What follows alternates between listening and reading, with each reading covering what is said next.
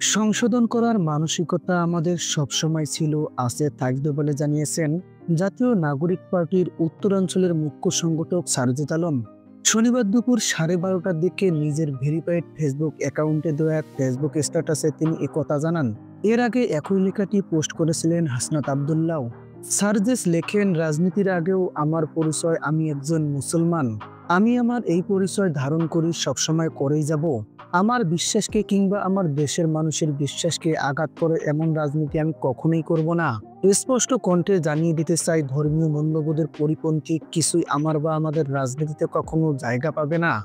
যা হয়েছে সেটা ছিল একটি অনিচ্ছাকৃত ভুল। আমরা নির্ভুল নই। কোনো ভুল করলে আপনারা আমাদের নিজের ভাই মনে করে ভুল ধরিয়ে দেবেন এবং কোনো প্রকার যদি কিন্তু অতটা ব্যতীত আমরা আমাদের ভুল সংশোধন করে নেব।